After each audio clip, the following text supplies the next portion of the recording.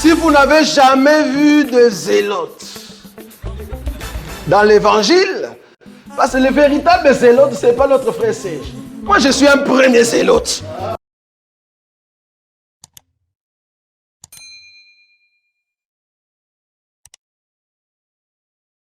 Que Dieu vous bénisse. Je suis certifié que le Seigneur vous fera beaucoup du bien aujourd'hui. Parce que nous sommes en train de clôturer notre enseignement. Il faut savoir ceci. Que le Seigneur est celui qui nous a donné la vie. Si nous vivons, c'est grâce à lui. Si nous avons la possibilité de nous émouvoir, c'est encore grâce à lui. Mais laissez-moi vous rappeler quelque chose de très important. Ce qui est important, c'est que nous abandonnions la vie du péché pour la vie de la sainteté. La première chose que nous recherchons dans l'œuvre de Dieu, c'est qu'il faut que nous soyons des hommes et des femmes changés et transformés. Mais je voudrais vous rappeler que c'est l'Éternel Dieu qui change. Pourquoi David dit ceci? Même quand je marcherai dans la vallée de l'ombre de la mort, je n'ai aucune crainte, parce que le bâton et la houlette de l'Éternel me rassurent. Laissez-moi répéter ça encore. C'est le bâton et la houlette qui me rassurent. Cela veut dire que l'assurance vient par le bâton et par la houlette. C'est facile de répéter le verset. Mais ce qui est difficile, c'est donner l'explication du verset. Moi, j'ai la confession que prêcher, c'est comme la danse de tango. C'est-à-dire il faut que l'homme quitte son père et sa mère et qu'il s'attache à sa femme et que les deux deviennent une seule chair. Pour expliquer l'écriture, il faut aller trouver son écriture sœur. Or,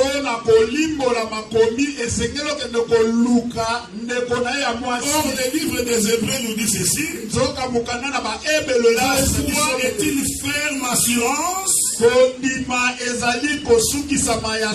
des choses qu'on espère. Mais David lui dit, quand je marcherai dans la vallée de l'ombre de la mort, j'ai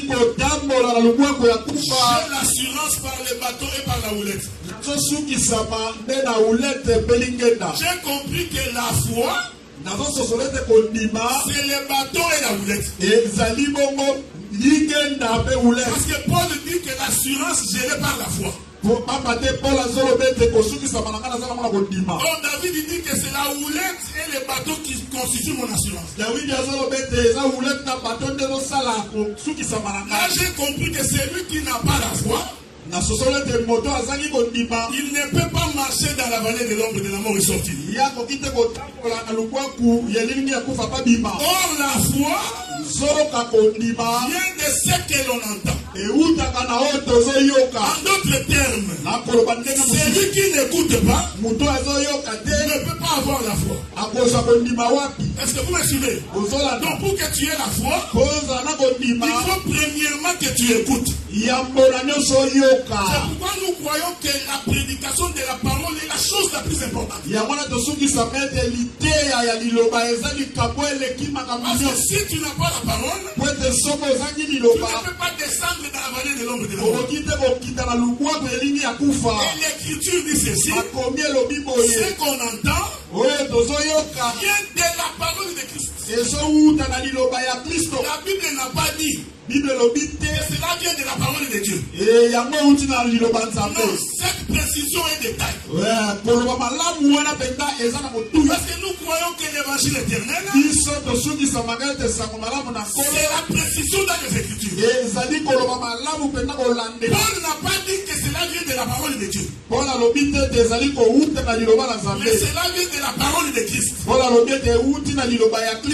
maintenant que je voudrais vous demander de me suivre attentivement. Le bâton et la houlette, c'est le même bâton. Mais quelle est la différence? C'est la partie crochue du bâton qu'on appelle la houlette. Je vais expliquer ça autrement. Je tiens mon bâton entre mes mains. La partie qui est courbée, là où je mets ma main, c'est là qu'on appelle la houlette. Le prolongement qui touche la terre, c'est ça qu'on appelle le bâton. Est-ce qu'on est ensemble? Écoutez, frère, tout ce que j'ai dit, je l'ai dit avec raison. La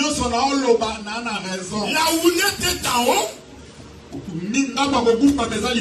Le parti du bâton touche la terre. Et c'est sur la partie d'en haut que la main du berger tient le bâton. Un jour, Joseph dit à ses frères, si Pharaon vous pose la question,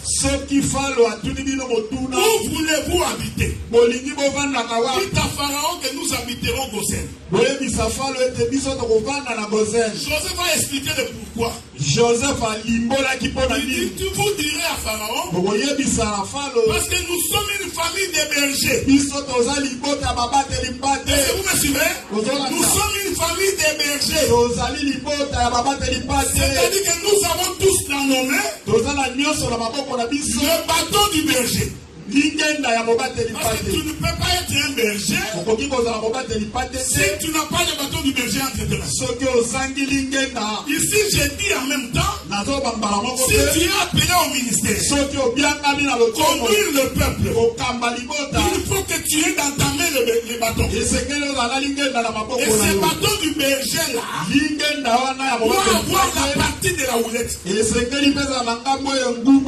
n'y a pas la houlette, tu ne peux pas diriger le peuple. Regardez maintenant. C'est sur la partie de la houlette que la main tient le bâton. Est-ce qu'on est ensemble, non?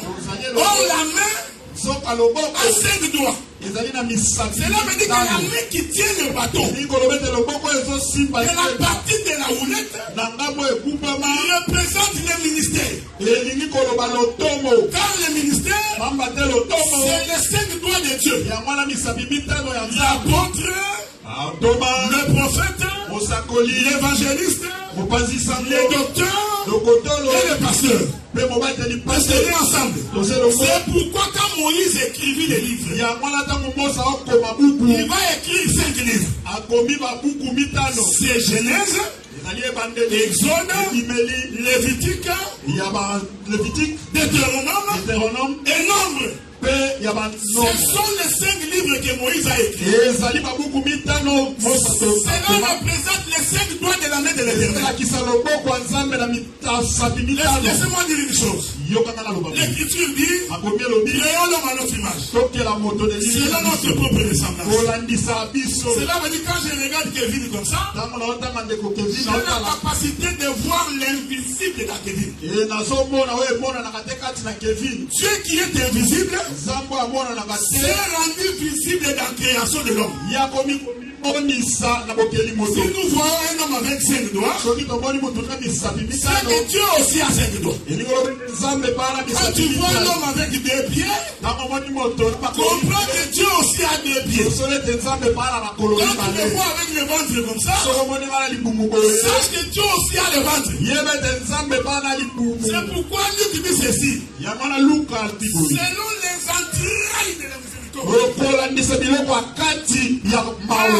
Dieu a un ventre qu'on appelle les entrailles. Est-ce que vous me suivez? Donc le bâton doit avoir le ministère. Un bâton sans ministère pourquoi quand tu vas dans une église, pour te rassurer que Dieu est là, vérifiez d'abord si le ministère est là. Si le ministère n'est pas là, tu dois sortir. Parce que tu ne sortiras pas de la vallée. Pour sortir de la vallée, tu as besoin de la parole du ministère. Est-ce que vous me suivez, hein? Vous allez remarquer. Quand le berger a le bâton, c'est pour taper le brebis.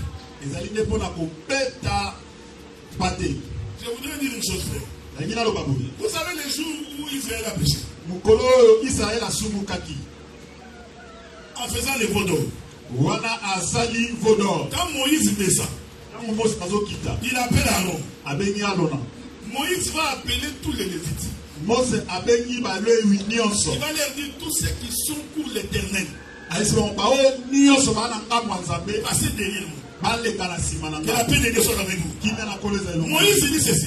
Tous ceux qui sont pour l'éternel, passez derrière nous. Chacun de vous va prendre une épée. Tout celui qui a péché verra l'épée sur sa chair. Ce jour-là, même si tu étais le frère de Lévi, si tu avais péché, tu mourras de la main de Lévi. Je voudrais dire ceci, frère. En ce qui concerne les péchés, nous n'allons jamais faire une compromission. Quand tu vis mal, que tu montes, que tu descends, que tu nous insultes, que tu nous critiques, nous confesserons du haut de la chair. Et la vie que tu mènes est une mauvaise vie. J'ai entendu quelqu'un dire, on m'a prêché du haut de la chair. Mais oui, bien aimé frère, nous sommes ici pour vous prêcher. On n'est pas ici pour faire de la blague, frère. Quand tu t'écartes de la voie de l'éternel, tu verras que je suis un fou. Parce que la vérité, je vais te le dire. Écoutez, frère. Nous n'avons pas peur que les gens partent. Parce que nous croyons que c'est Dieu qui envoie les gens. Moi,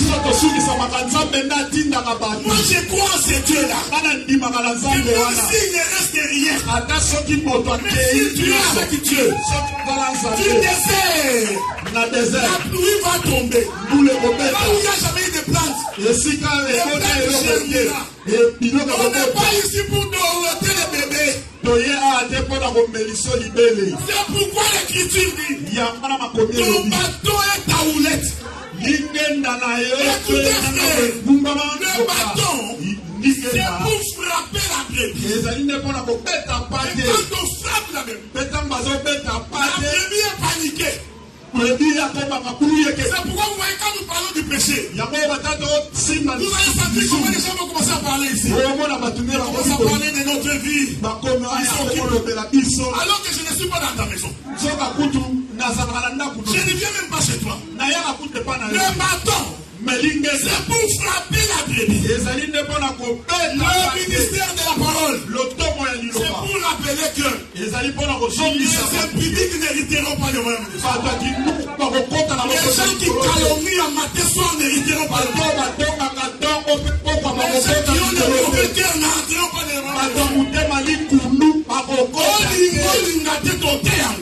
Tu veux nous pas, on va les prêcher. Est-ce que vous me suivez, frère? C'est ça le bâton que Dieu a donné au berger. C'est pour que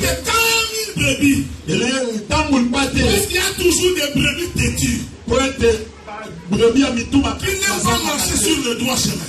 Voilà pourquoi, écoutez maintenant, le berger n'a pas besoin d'aller vers la brebis. Il va seulement tenir son bâton du côté de la houlette. Écoutez maintenant, parce que je voudrais parler comme un prophète. Il va juste allonger son bâton. C'est ce bâton-là qui va aller frapper la brebis. Je voudrais dire ceci. Le bâton qui frappe la brebis, et que la brebis est paniquée, c'est la la loi. Et ça mobeko. Parce que quand Dieu donne la loi à Israël, Israël n'est pas rentré sur le chemin. La loi a plutôt éloigné Israël de Dieu. Mobeko elongoli mosika Israël na Nzambe. Est-ce que vous me suivez? Dieu dit ceci. Israël. J'ai voulu te rassembler. Comme une poule qui rassemble ses poussins. Nous nous sommes posé la question. Où est-ce que Dieu voulait rassembler Israël? Nous avons compris. Et c'est par la loi qu'il a voulu rassembler Israël. Mais lui-même Dieu dit qu'il n'a pas voulu.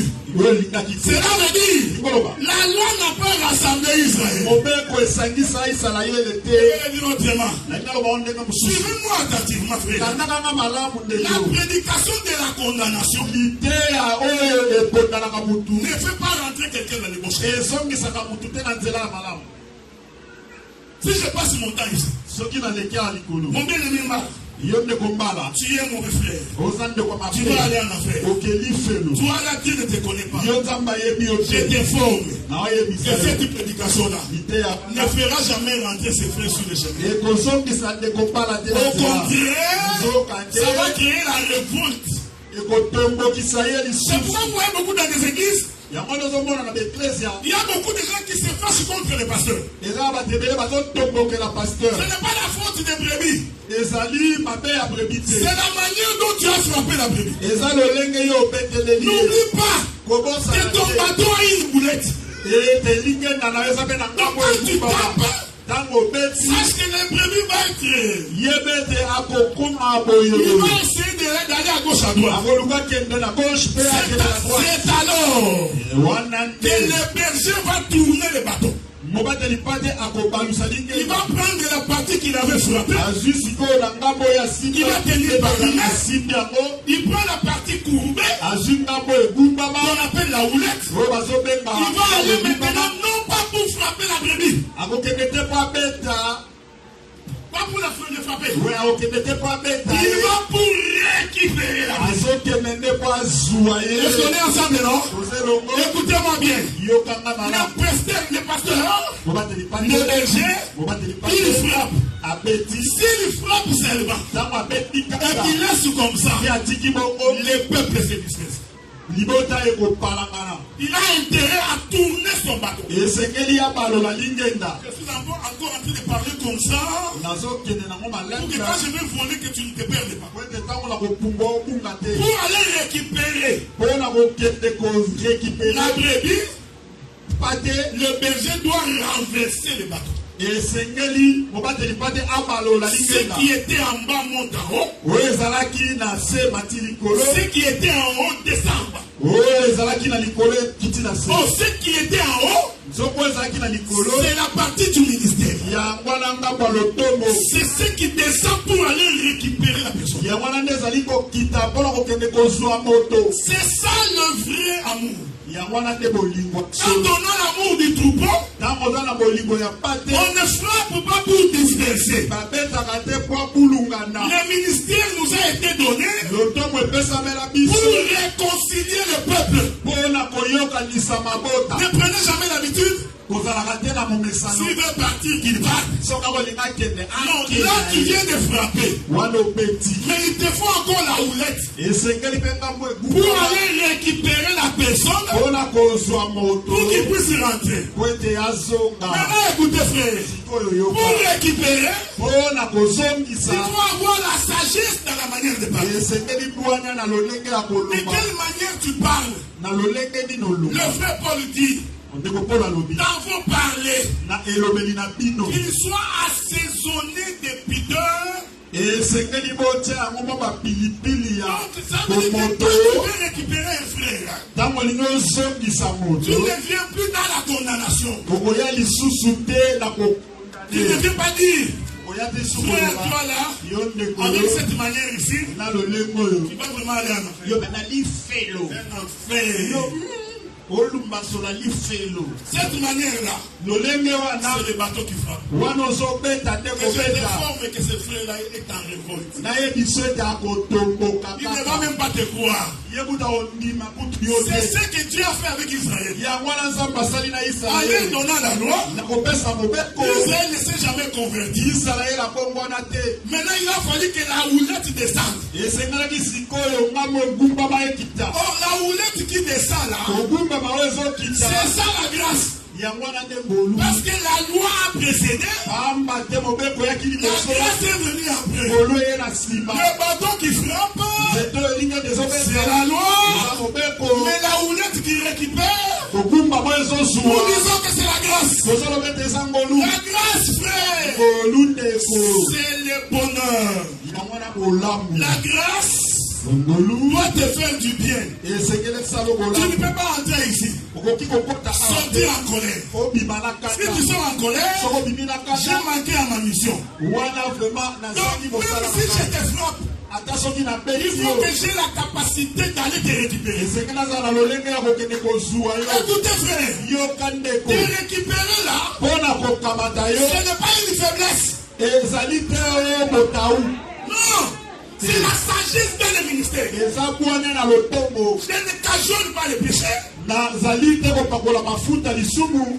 je te dis que ce que tu fais est mauvais. Ensuite, je te montre comment sortir de cette situation. Il faut faire attention avec le peuple. Parce que le peuple veut écouter des choses qui les arrangent. Le ministère frappe d'abord. Il est écrit dans la Bible que la femme plie la tête voilée. C'est écrit. Nous n'allons pas changer ça. Quand tu veux prier, tu dois te voiler la tête. Maintenant, nous allons te dire pourquoi. Il faut que tu te voiles. Parce que la puissance de la femme se trouve dans sa chevelure. Écoutez. Samson est né. La Bible dit, il ne couperait pas les cheveux. Samson grandit avec tous les cheveux. Qu'est-ce qu'il y avait dans la chevelure de Samson? C'est la puissance. On est d'accord, non? Donc la chevelure, c'est la puissance. Alors la Bible dit qu'un jour, Samson se déplace chez les Philistins. Il savait qu'ils sont en conflit avec les Philistins. Il va aller prendre une femme du nom de Délila. Je t'informe, frère. La raison pour laquelle Samson avait gardé ses cheveux, c'est pour qu'il puisse un jour, qu'il puisse donner ses cheveux à une femme. Est-ce que vous me suivez? En d'autres termes, tant que Samson avait beaucoup de cheveux, c'est un célibataire. Voilà pourquoi quand il prend Délila, à la 4e fois, j'aime l'évangile, frère. Ça, c'est la précision. La première fois, il n'a pas dit la vérité. Délila pose encore la question. Samson donne encore une réponse. Il n'a pas dit la vérité. Délila pose encore la question. La 3e fois, Samson n'a pas donné la réponse. J'ai compris que les 3 premières fois que Samson ne donne pas la réponse, c'est le bateau qui frappe la mer.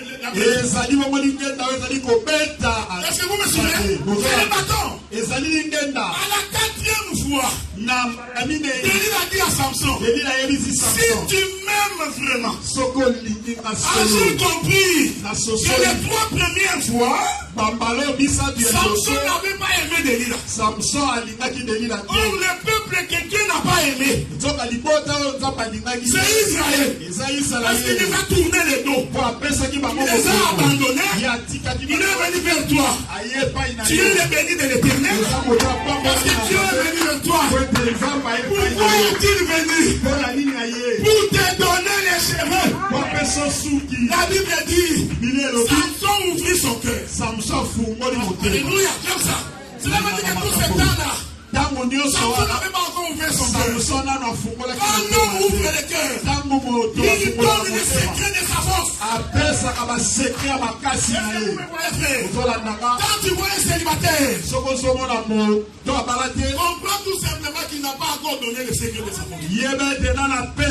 C'est un homme, même s'il a la calvitie. Spirituellement, il a beaucoup de cheveux. Parce qu'il n'a pas de femme. Samson prend les cheveux. Il dit à Delilah, Delilah coupe les cheveux. Est-ce qu'on est ensemble? Voilà pourquoi la femme c'est quoi? Il récupère les cheveux.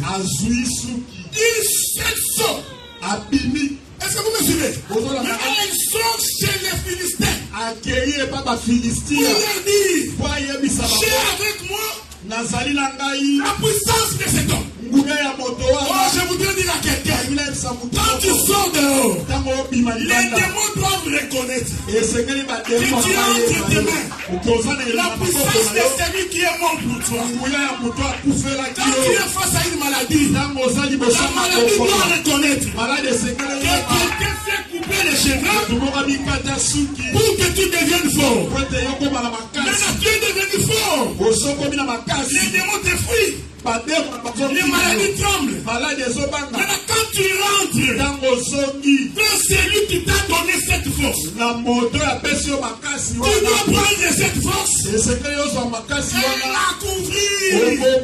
Est-ce que vous me suivez? C'est pourquoi quand Rebecca va voir Isaac venir, il prit les voiles, il mit ça à sa tête pour reconnaître la suprématie de l'homme.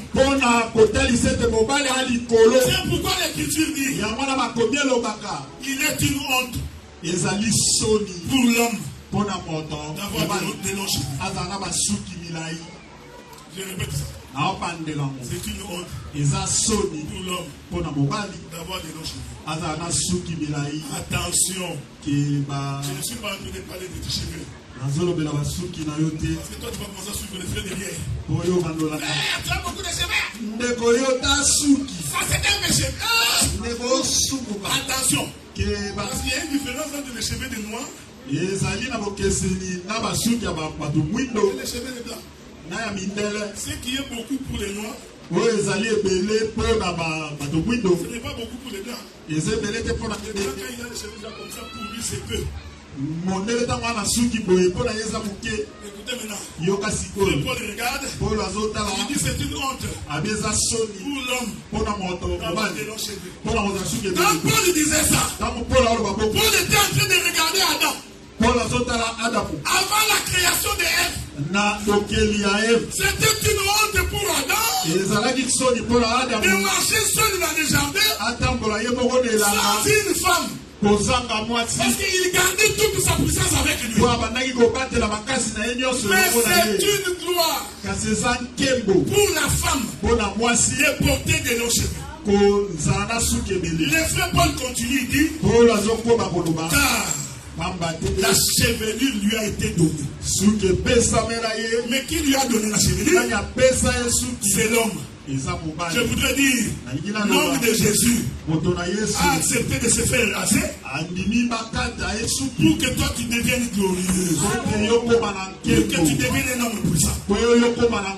Est-ce que vous me suivez? Donc le bâton, dans sa partie de la terre, c'est la loi. Et la prédication de la loi n'aide pas le peuple. Regardez même quand tu élèves les enfants. Moi, vous savez, mon père était un militaire. Il m'a fait grandir comme un militaire. Mais je vais vous dire la vérité. En fait, dans les fonds de mon cœur, je n'ai jamais aimé mon père. À cause de toutes ces rigueurs, je n'étais pas trop attaché. En réalité, j'avais beaucoup plus peur de lui que de l'aimer. Est-ce que vous me suivez? Et quand on a beaucoup plus peur que d'aimer, on devient hypocrite. Je veux que vous m'écoutiez. C'est pourquoi tu verras dans l'église. Si je décide d'être très dur avec Kevin, que tu le veuilles ou pas, Kevin ne va pas m'aider. Mais même s'il a des problèmes, il ne viendra pas me le dire. Donc il faut que Kevin trouve en moi la rigueur et la douceur. Est-ce que vous me suivez? Donc, des fois tu te dis que non, ce sont des choses qui viennent à sa tête. Alors, je vais prendre l'écriture. Ça va nous aider. Écoutez, quand Jean plairait dans l'île de Patmos, qui est capable d'ouvrir les livres d'Aaron Prédessus? L'un des vieillards lui dit, voici les lions de la tribu de Juda. On est ensemble, non? Or les lions, quand ils rugissent, tout le monde fuit. On est ensemble, non? Le mec, tu me suis bien. Or les lions, c'est la force, c'est la puissance. Le vieillard lui dit, voici les lions de la tribu de Juda. Il est capable d'ouvrir le livre.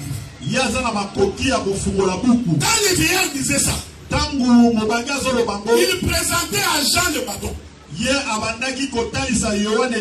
la puissance. Mais écoutez, quand Jean se retourna,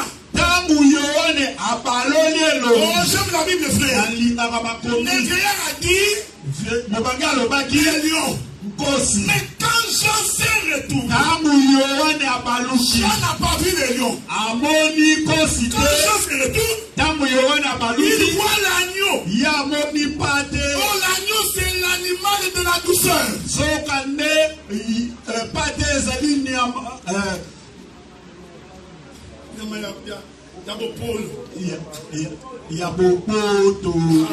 Est-ce que vous me suivez? J'espère que vous comprenez ce que je dis. C'est-à-dire que ces deux choses doivent marcher ensemble. La rigueur de la parole et la douceur d'aller récupérer après. Et c'est ce qui fait le ministère. Laissez-moi le dire autrement. Le bâton, c'est la loi. La houlette, c'est la grâce. Je vais donner l'écriture. Je ne sais pas si la sœur Lipsière est là. Prenez-moi les livres de...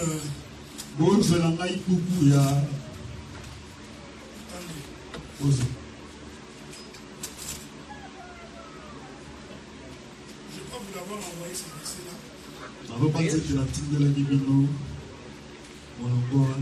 Prenez les livres de...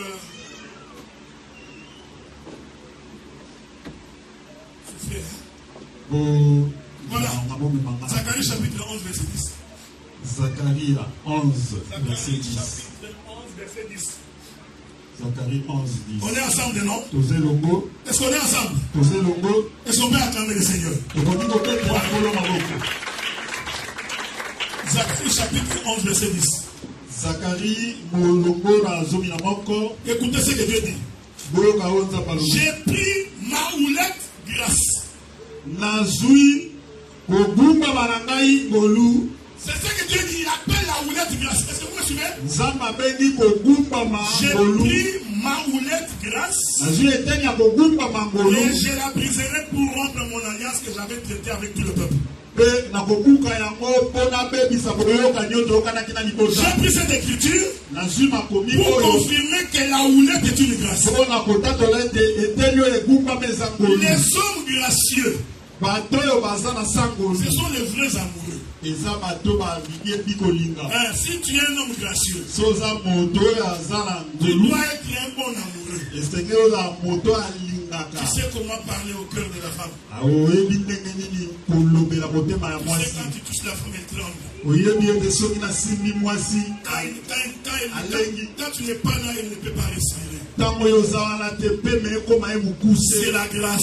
C'est ce qui fait que nous sommes attachés au Seigneur. Parce qu'il nous a aimés. Est-ce que vous me suivez? Même quand il nous frappe, il sait comment nous récupérer. Maman, le foufou que tu as préparé là, c'est pété.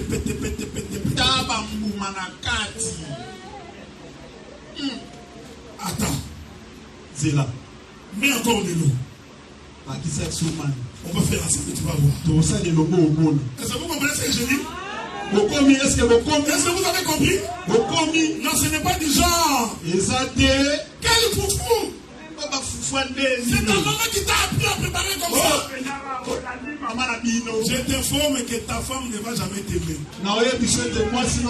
Elle est dans ses mariages tout simplement parce qu'elle a peur de toi. D'autres sont dans les mariages parce qu'ils ont peur qu'on dise qu'il est divorcé. En fait, si tu le prends à côté, tu lui poses la question. Est-ce que tu aimes ton mari? Là, le mari devient Moulouba. Moulouba, Penza, Moulouba. Cela veut dire ceci. Pour que tu rentres dans la vallée et que tu sortes, tu as besoin de la loi et la grâce ensemble. Je vais le dire autrement. Tu dois avoir la loi et l'explication de la loi. Parce que la grâce, c'est l'interprétation de la loi. Que la paix de Dieu soit avec vous. C'est pourquoi nous disons que dans cette église ici, si tu n'as pas l'interprétation, tu es toujours en train de prêcher Moïse. Paul nous dit ceci. Il y a encore dans nos églises aujourd'hui. Il y a des prédicateurs de Moïse. Or, ces prédicateurs de Moïse, quand ils prêchent, ils sont en train de voiler du peuple. Quand tu verras quelqu'un, quand il vient à l'église, il adore danser et chanter. Il n'a pas la prédication, parce que la prédication n'est pas gracieuse. Il a l'impression qu'il va sortir ici fâché. Oh, bien aimé frère, si tu haïs même ton prédicateur, alors ça sert à rien de venir ici. Parce que j'ai toujours dit ceci, frère. Si tu n'aimes pas quelqu'un, tu ne peux pas l'écouter. Même s'il dit de bonnes choses. Est-ce que vous me suivez? C'est pourquoi quand nous prêchons, nous cherchons d'abord à vous séduire. La prédication, c'est séduire une femme. L'église dit non. J'ai marché partout. Cette manière de prêcher là, je ne l'ai pas compris. Parce que dans la manière de parler, il faut que ton cœur soit séduit. C'est quand le bâton et la houlette. Est-ce que vous me suivez? Je vais finir par deux exemples. Dans 10 minutes, je vais. Dans 10 minutes, écoutez frère, je voudrais dire à quelqu'un, même si tu as péché, Dieu ne t'abandonne pas. Je répète, même si tu as péché, si tu es fils de Dieu, je t'informe que Dieu ne t'abandonne pas. Bon, je vais prendre une écriture. Viens prendre Adam. Il est né dans son jardin. C'est son fils. On est ensemble, non? Oui, c'est le fils de Dieu. Adam pêche. Il mange les fruits de l'arbre de la connaissance. Il fuit devant l'éternel. Oh, laisse-moi dire à quelqu'un. Même quand tu pêches, l'éternel te poursuivra. Il ne va pas t'abandonner. Le Dieu que nous prêchons, il n'abandonne pas même ceux qui ont péché. Dieu savait qu'Adam avait péché. Il descend lui-même. Il pose la question. Adam, Où es-tu? Oh, laissez-moi dire à quelqu'un que le péché ne t'éloigne pas de Dieu. Bien au contraire, il te donne le souci de revenir. Tu sors. Est-ce qu'on est ensemble? Même quand je marcherai dans la vallée d'ombre de la mort, Dieu sort, il croise Adam. Puisque tu as péché, tu seras obligé de passer par la vallée. Est-ce que vous me suivez? Mais je ne peux pas te laisser partir comme ça. Si je te laisse partir dans la vallée, sans la houlette et les bâtons, tu vas mourir. La Bible dit, tu as pris la peau de l'animal. J'ai compris que l'animal que Dieu a fait planter à Adam, c'est ça le bâton et la houlette. Une fois qu'il a fait planter, il ouvre le chemin, il est maintenant descend dans la vallée. Mais je suis sûr que tu ne mourras pas. Je voudrais dire à quelqu'un, même quand tu descendras dans les séjours de mort, si l'Éternel est avec toi, tu ne mourras pas. Oh, j'aime la Bible, frère. Un jour, frère souffrait. Je suis dans la folie de Dieu. Moi, je crois que la prédication de la croix est une folie. Ce que je vais dire maintenant, c'est une folie. Caïn tue Abel. Dieu vient. Pose la question. Caïn, où est ton frère? Écoutez comment Caïn répond. Fils de gardien de mon frère. Ah, Dieu dit pas. Dieu parle tantôt d'une manière. Dieu va répéter ce qu'il avait fait avec son père. Il va le faire avec son fils. Il dit bon, puisque toi, tu dis que tu n'es pas le gardien de ton frère, je vais te chasser maintenant. On est ensemble, non? Toi là, je vais t'envoyer dans la vallée. Tu deviendras vagabond. Ah, j'aime Dieu. Caïn connaissait Dieu. Il se retourne et dit Dieu. Ça je sais que tu me chasses. Mais il y a un problème. Si tu me laisses partir comme ça, on va me tuer. Tu es le Dieu des alliances. Quand mon père avait péché, quand tu l'as chassé, tu lui as fait porter un vêtement pour qu'il ne puisse pas mourir. Écoutez, Dieu exauce la prière de Caïn. Oh, quel est ce Dieu là? Qui vient d'exaucer la prière d'un meurtrier. Non, bien aimé, même quand tu as tué quelqu'un et que tu pries l'Éternel Dieu, il est capable de t'exaucer et de te pardonner. Il n'y a aucun péché qui ne soit pas pardonnable, frère. Tu as écouté la prière de Caïn. Il dit bon, comme je te chasse, je sais que tu vas entrer dans la vallée. Je ferai en sorte que personne ne te tue. La Bible dit, Dieu mit un signe sur Caïn. J'ai dit avec toute autorité. Il n'y a que dans l'évangile éternel qu'on peut trouver l'explication. Quel est ce signe-là que Dieu avait mis chez Caïn? La Bible dit que Dieu a mis ce signe-là pour que personne ne tue Caïn. Que tu viennes par derrière, tu verras le signe. Que tu viennes par devant, tu verras le signe. Que tu viennes à côté, tu verras le signe. Parce qu'il y a un signe qui protège celui à qui Dieu a agréé. Écoutez frère, tu ne peux mourir que si Dieu le veut. Si Dieu ne le veut pas, les démons verront les signes et ils ne s'approcheront pas. Je voudrais dire, les signes qu'on a mis sur Caïn, c'est le bâton et la houlette. C'est la loi et la grâce. Et Dieu dit, Celui qui tuera Caïn. Caïn sera vengé 7 fois. Moi, l'Éternel, que je l'évangélisme. Ici, je suis dans les doctorats. Je peux entrer dans la prophétie. Caïn, c'est aussi l'image d'Israël. C'est aussi l'image d'Israël. Qui a tué Abel, son frère, Seigneur Jésus-Christ. Est-ce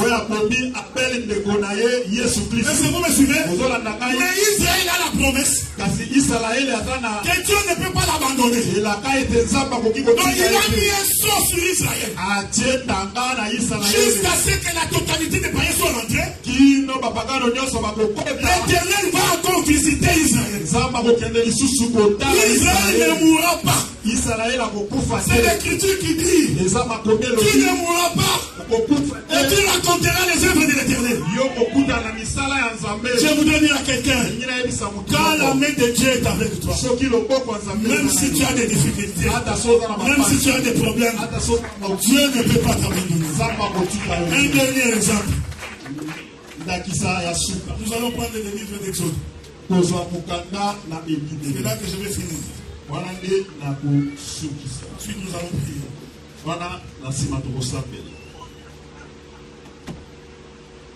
Je suis dans le livre d'Exode. Souffrez.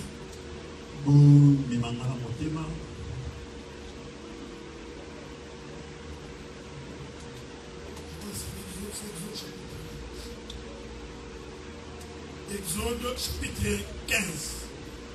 Exode na mokapo ya zomi na mitano. Le verset 23. Molongo ya tukale na misatu. Nous allons lire au nom du Seigneur. Ils arrivèrent à Mara. Ils ne purent pas boire de l'eau. L'eau de Mara. Parce qu'elle était amère. C'est pourquoi ce lieu fut appelé Mara. Je veux que nous continuions. Nous étions dans Exode 15, 23. Exactement. Je voudrais que nous prenions le verset 25. Moïse cria à l'Éternel et l'Éternel lui indiqua un bois. Qu'il jeta dans l'eau et l'eau devint douce. Ce fut là que l'Éternel donna au peuple des lois, des ordonnances, et ce fut là qu'il les mit à l'épreuve. Ezali wanande esika nzambe apesaki libota libeko pe ba ndagisa ezali kunande yawe nzambe amekaki libota. Suivez maintenant. Israël sort de l'Égypte. Israël abimi l'Égypte. Il marche après quelques temps. Atamboli na sima ya tango. Il voit de l'eau. Amoni mai. Écoutez. Yoka. Ça peut faire l'objet de toute une prédication. Et pour qui cause la réalité à mobilement. Parce que faire sortir un peuple c'est un problème. Mais il faut bien trouver de l'eau douce. Parce que si le peuple était sous, et qu'à un moment donné il se rend compte qu'il n'y a pas de l'eau, le même peuple que tu vois va se révolter contre toi. Est-ce que vous me suivez, hein? Donc quand le peuple est sort, il a besoin de boire.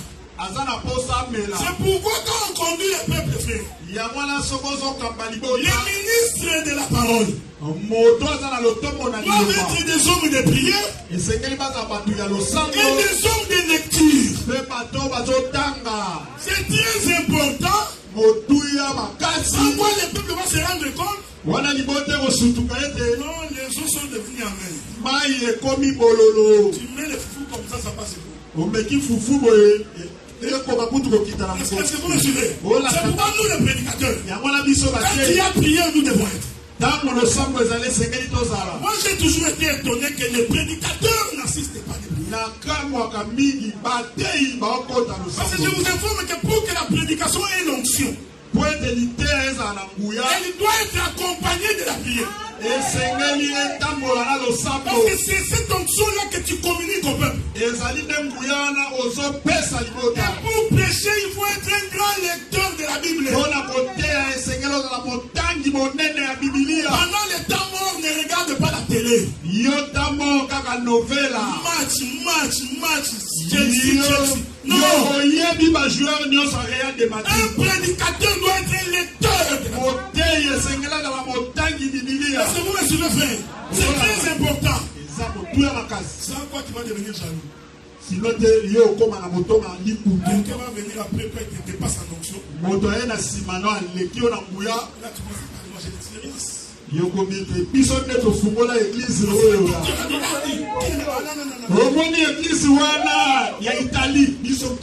Est-ce que vous me suivez?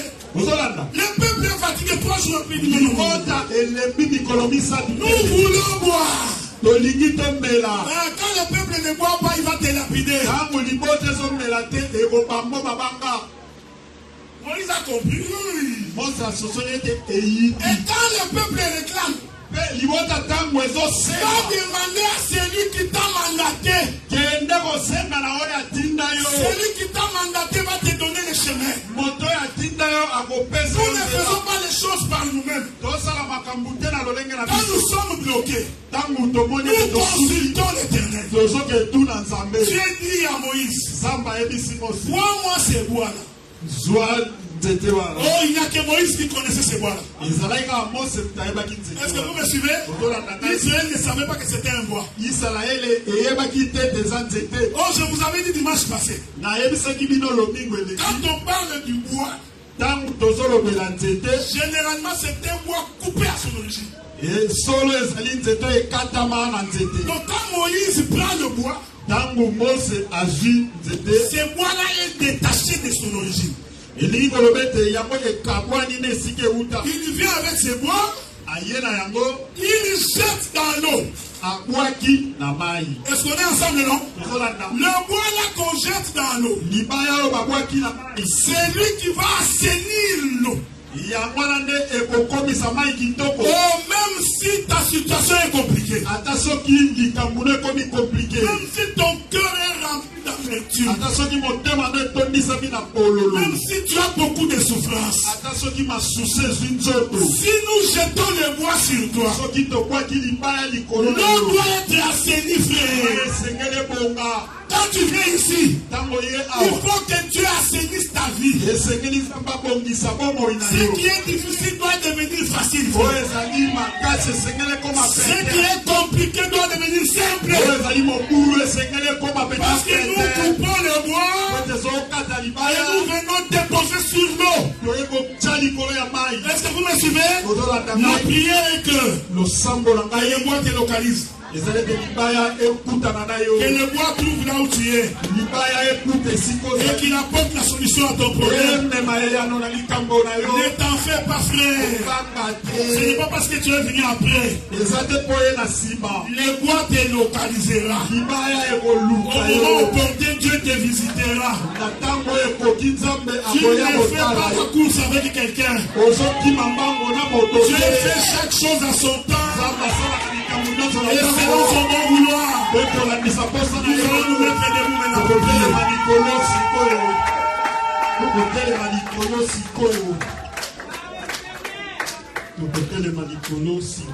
Sans la parole et son explication, tu ne peux pas t'en sortir dans les difficultés. Sans la parole et son explication, l'Éternel ne peut pas te secourir. C'est pourquoi tu as besoin de la parole. La paix, si monte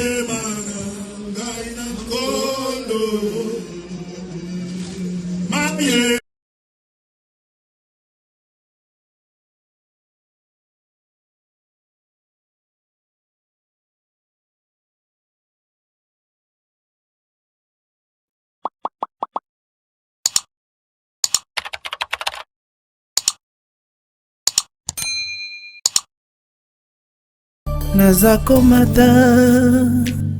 Nazakomata ngai,